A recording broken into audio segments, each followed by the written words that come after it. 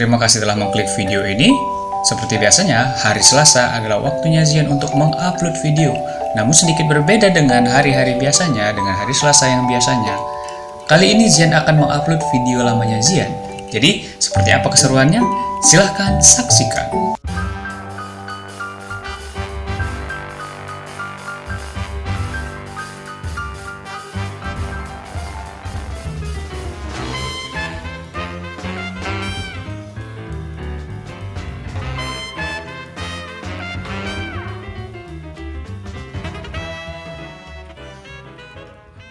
Walaupun namanya bird park, di sini memiliki banyak satwa yang bisa kita lihat. Contohnya iguana.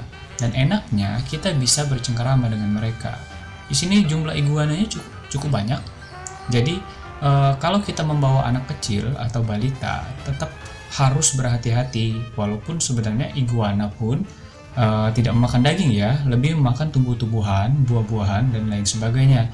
Tapi kita harus waspada, yang namanya hewan, insting alaminya bisa saja muncul kapan saja kalau dia merasa terancam.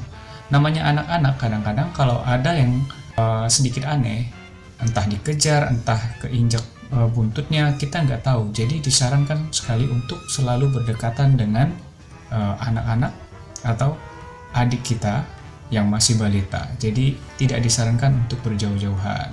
Tapi sebenarnya aman saja sih kalau kita mengikuti prosedur. Dan harus tetap berhati-hati. Tuh. Dilihat dari sini, sebenarnya Zian juga sebenarnya agak takut juga sih dengan iguana ini. Kelihatan dari cara dia memberi makan. Memberi makannya asal-asalan dan tidak tenang. Kadang-kadang makanannya masih banyak di tangannya, dikasihkan semua ke iguana yang sudah makan. Jadi memang harus berhati-hati sekali.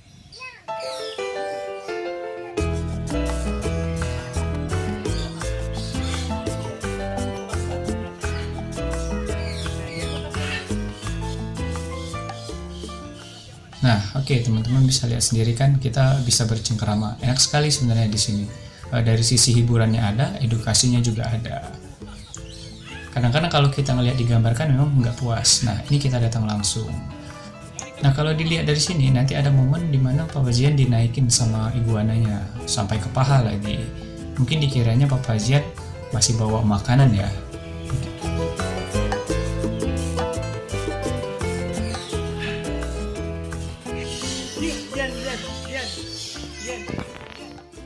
Nah, tapi kan kalau dilihat dari sini sebenarnya anak-anak bakal takut dengan yang seperti ini kan, melihat papanya dinaikin sama hewan. Apalagi hewan ini belum pernah sama sekali dia temui di jalan maupun di tempat lain. Jadi inilah fungsinya kenapa kita harus berdekatan.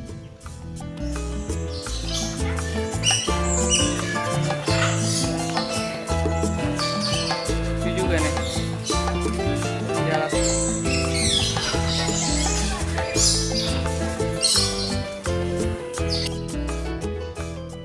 Sedikit kekurangan dari bird park ini, kadang-kadang di dalam kandangnya itu tidak terlalu ditampilkan deskripsi yang jelas. Nama hewan, asalnya dari mana, dan kita yang membawa anak-anak itu kadang-kadang kesulitan. Apalagi yang namanya anak-anak sudah pasti banyak tanya ya kan. Kita agak kesulitan kalau anak-anak sedang bertanya, ini hewan apa, ini hewan apa. Kalau perbedaan antara hewan mungkin gampang ya menyebutkannya, tapi kalau antar sesama burung, berbeda bulu, berbeda spesies, mana burung itu kan spesiesnya banyak sekali kan, bentuknya banyak sekali dan warnanya macam-macam, jadi pasti banyak sekali pertanyaan yang ditimbulkan anak-anak. Oke, dan ini adalah satwa yang lainnya, kuda. Jadi di sini difasilitasi juga untuk teman-teman yang kepengen naik kuda dengan ongkos tambahan tentunya.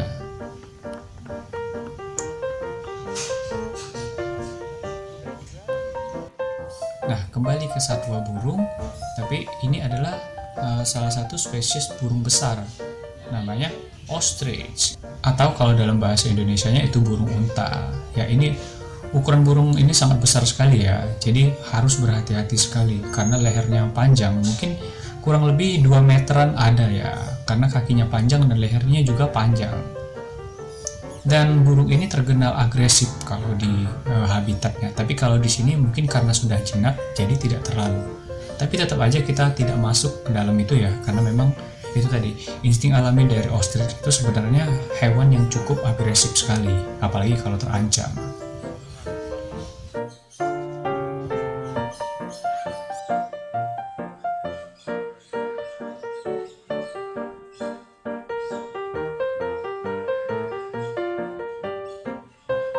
Oke, dan ini adalah spesies lain dari burung. Kembali lagi ke burung-burung yang kecil, ini adalah burung hantu. Adalah salah satu spesies burung yang paling pemalas kalau kata papa, tapi sebenarnya sih bukan pemalas. Tapi karena burung hantu itu karakteristiknya memang bekerjanya di malam hari, jadi wajar aja sih kalau siang-siang ini dia kerjaannya cuma duduk dan berdiri aja. Karena memang dia cari makan dan beraktivitas itu pasti malam hari, namanya juga burung hantu, ya kan?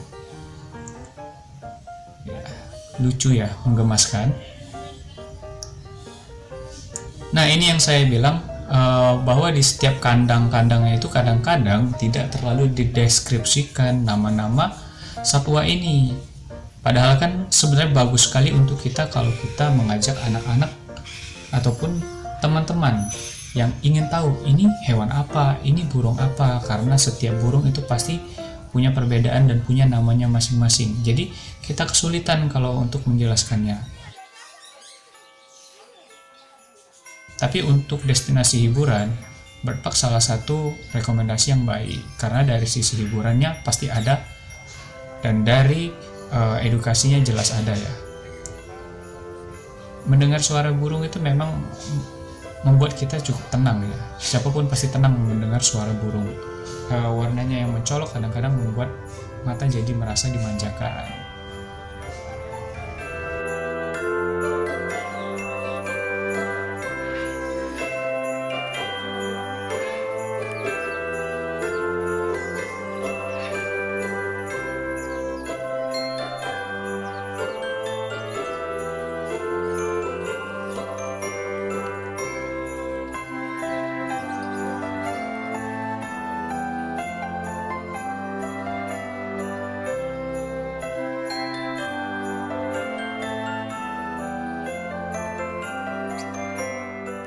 Jadi teman-teman, seperti yang saya bilang di awal, walaupun ini namanya bird park, di sini banyak sekali satwa-satwa yang lain seperti kanguru ada, kura-kura besar, ikan juga ada, kuda tadi kita sudah lihat, ada ular juga,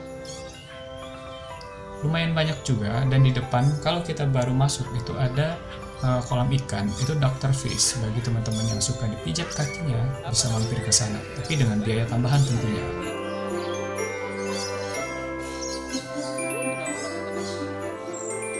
Jaga selalu lingkunganmu agar kita bisa menikmati terus satwa-satwa yang indah ini. Dan mereka ini terancam punah gara-gara manusia kalau kita tidak bisa menjaganya.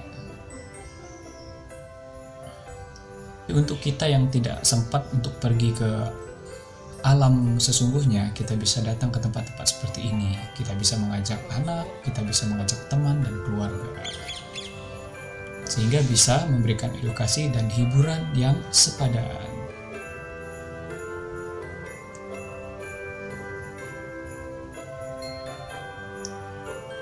Oke teman-teman, itu adalah akhir dari perjalanan Zian di Bird Park Palembang OP Mall. Jangan lupa ya, klik like, comment, dan subscribe setiap hari Selasa, setiap minggunya. Terima kasih, sampai jumpa. Hai, terima kasih telah menonton video ini sampai selesai. Jangan lupa ya, klik like, comment, and subscribe. Bye-bye.